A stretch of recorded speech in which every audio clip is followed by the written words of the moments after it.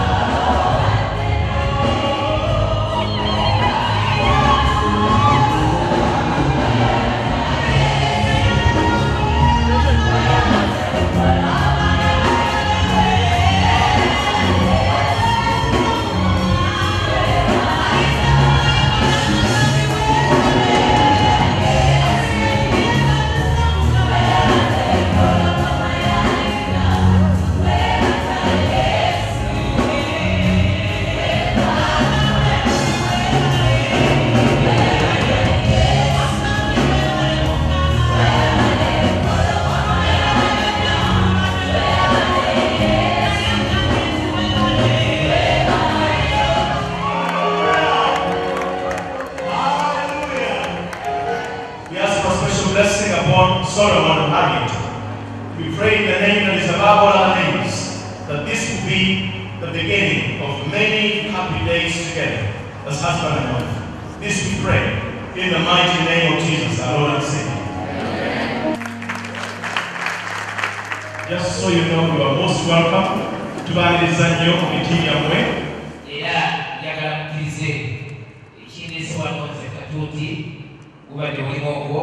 Waniriza ubutumwa bwa Kristo atenga emusugo mukuru mu kifo kino Dr. Joseph Siwanda mukirize wanirize atera yanzikirize ajje katuuti kano atutwale maaso n'ekitundu ekikako tukumanya wano ffenna okuwulira omusajja ono Solomon n'omukazi ono Harriet. Love is possessive. Love takes a person out of a big multitude and puts that person into a heart. And the request at that stage is, you seal me there. You put me there as a seal into your heart. Okwagala kuddira abantu abangi ne kulondobamu omuntu omu ne kumuteeka mu mutima era ne kusaba nti kaakati nga bwe nkutadde mu mutima kati nteeka ku mutima gwo nga stamp. Kwata ekyuma ekyokya. Get a brandishing machine. Onjokyeri ku mutima munda. And brand yourself on my heart. Nga kyetagisa kumala kunsala. Such that the only way to get. Omuntu alabe kyewayo kyayo. Such that the only way anybody can see that branded mark is to cut me open. Harriet kyasaba Solomon. That is Harriet's request of Solomon. Njagala onjokyeye eri munda mu mutima. Brand me on your heart. Tuggalewo.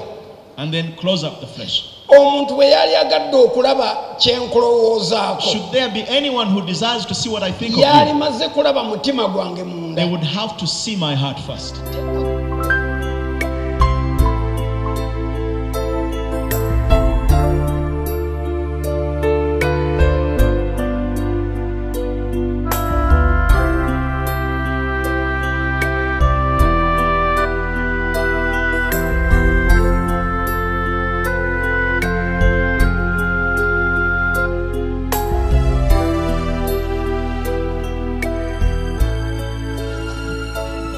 Otwala omukazi ono Harriet okuba mukyalawo okubeera mwenna mu tteeka lya Katonda ery'obufumbo obutukuvu, okumwagala, okumugumya, okumuwa ekitiibwa, okumukuuma mutya Katonda era nga musaba naye era mu bulwadde ne mu bulamu onooleka abakazi abala bonna n'oba noono yekka bwe munaabanga mwenna mukyali balamu bwe kiba kiri bwe kitugamba nti naakolanga bwentyo.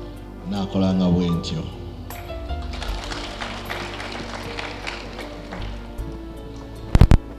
Harriet, onootwala omusajja ono okuba balo kubeera mwenna mu tteeka lya Katonda ery'obufumbo obutukuvu nga bwe liragira, kumuwulira, kumuweereza, kumwagala, kumuwa kitiibwa, kumukuuma bw'otya Katonda nga musaba naye era mu bulwadde ne mu bulamu onooleka abasajja abala bonna obeera noono yekka oba kiri bwe kityo gamba nti naakolanga bwentyo.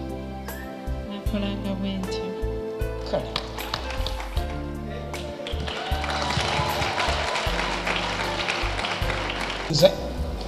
Nze Gwano Solomon Mwebya nkutwala gwe. nkutwala gwe Otwala ani? Harriet Nantumbwe okuba mukyala wange.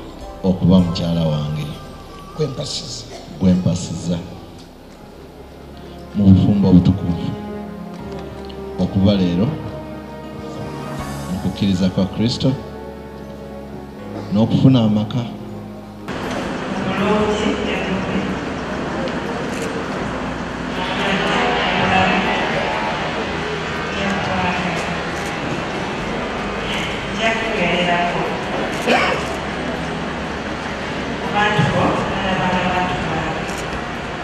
Ate naawe Harriet Nantumbwe nkwagala nnyo mu linnya lya Yesu omulokozi waffe.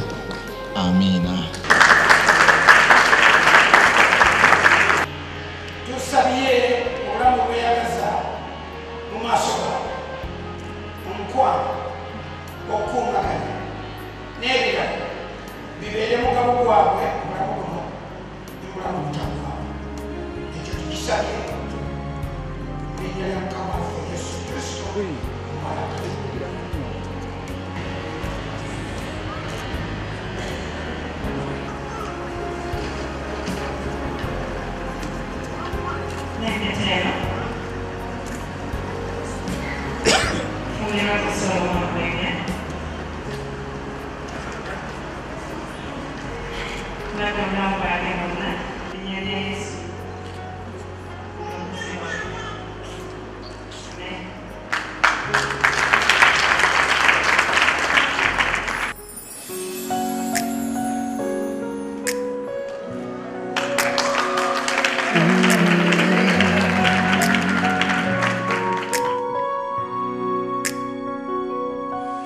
When I found you, I found somebody who cares. When I found you, found my most intimate prayer. When I found you, I found what every heart dreamed